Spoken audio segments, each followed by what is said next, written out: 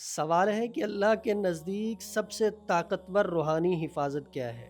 وظیفہ، تعویذ یا عمل صالح؟ یہ سوال سننے میں آسان لگتا ہے، لیکن اس کا جواب پوری روحانیت کی بنیاد واضح کر دیتا ہے۔ قرآن مجید بار بار ایک حقیقت بیان کرتا ہے کہ اللہ کی مدد، حفاظت ان لوگوں کے ساتھ ہوتی ہے جو ایمان، تقوی اور نیک اعمال اختیار کرتے ہیں۔ وظائف یقیناً فائدہ مند ہے جب وہ قرآن و سنت سے ثابت ہوں۔ مسنون دعائیں بھی حفاظت کا ذریعہ ہیں۔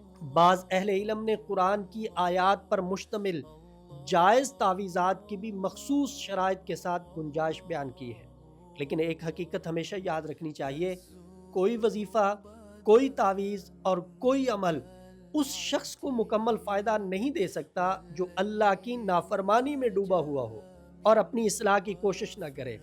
سب سے بڑی حفاظت اللہ کی اطاعت ہے۔ آیت الکرسی پڑھنا حفاظت ہے، صبح و شام کے اذکار حفاظت ہیں، لیکن ان سب کا اصل مقصد انسان کو اللہ کے ساتھ جوڑنا ہے۔ اگر ایک قلعہ مضبوط ہو لیکن دروازہ کھلا چھوڑ دیا جائے تو دشمن اندر آ سکتا ہے۔